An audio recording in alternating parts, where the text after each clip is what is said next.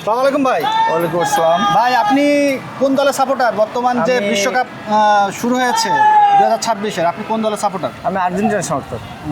আচ্ছা, আর্জেন্টিনার সাপোর্টার। এই যে 26 সালের যে খেলা চলতেছে, এই খেলার কিছু কিছু নতুন নতুন নিয়ম আসছে, তা এই নিয়ম সম্পর্কে আপনি কতটুকুনি মানে হ্যাপি? যে নিয়ম নীতিগুলো করেছে যারা বসে, আমি বলবো এটা গুড নিয়ম করেছে, অনেক ভালো করেছে। কারণ ফুটবলটা আসলে শক্তির খেলা, শুধু কৌশলে চলে না। পাওয়ার না থাকলে ফুটবল খেলা যায় না। এখানে শক্তি প্রয়োগ করতে যে এমন না হয় যে একজন একজনকে মেরে ফেলছে, একজন তার কাছে ক্ষতিগ্রস্ত হচ্ছে, যার কারণে আধুনিক যে আছেন এই ক্যামেরাম্যানগুলো নিয়েছে, যে মিডিয়া ইলেকট্রনিক মিডিয়ার মাধ্যমে যে ফাউলগুলো দেখছে, যে কারণ 22 জন খেলা করে, বাঁশি দেয় মাত্র একজন, 22 জনকে চৌকি দিয়ে একজন ধরে রাখে এত সোজা না।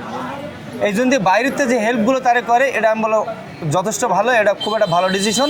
এবং এই জন্যে ফুটবলটাকে আরও সৌন্দর্য হবে। আমরা চাই ফুটবলটা আরও সুন্দর হোক। আরও যদি কোনো পদক্ষেপ থাকে, আরও যদি কোনো সিস্টেম থাকে, সেগুলো বের করে আধুনিক এতে নিয়ে এসে দেখানো, যাতে ওখানে এই ওয়ার্ল্ড কাপ খেলা দেখে যেন আমাদের সারা মাঠ পর্যায়ে যারা ছেলেপিলে খেলা করে, আমি নিজেও একজন ফুটবলার, এখন বয়স হয়ে গেছে আর খেলতে পারি না, তবে আমার যারা ছেলেপিলে আছে, আমার পুদা ছেলেও এখন খেলা করে, তারা যেন ভালো খেলে, তারা যেন এই খেলতে যে ক্ষতিগ্রস্ত না হয়।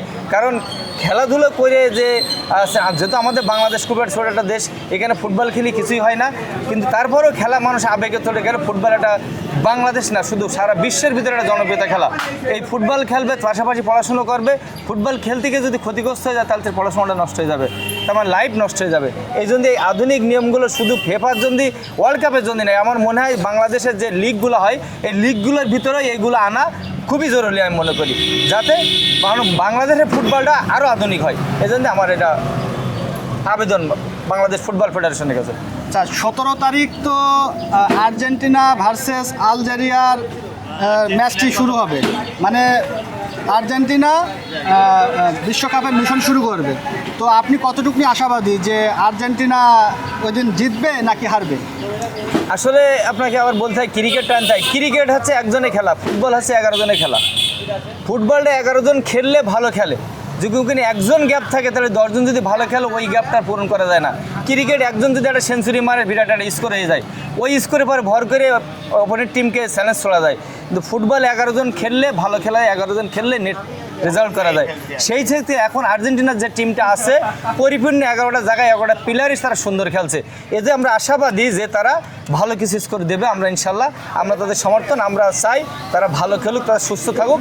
আমরা চাই ভালো, এবারে ওয়ার্ল্ড কাপটার জন্য মেসির হাতে ওঠে, আমি এই প্রত্যাশায় রাখবো ইনশাল্লাহ। আচ্ছা ভাই, আপনাকে ধন্যবাদ। সো ভিউয়ার্স, এতক্ষণ দেখলেন একজন আর্জেন্টাইন ভক্তদের সাথে কথা বলছিলাম। তো 17 তারিখে উনি আশাবাদী যে আর্জেন্টিনা ওই দিন জয়যুক্ত হবে। সবাই ভালো থাকবেন, সুস্থ থাকবেন, আল্লাহ হাফেজ।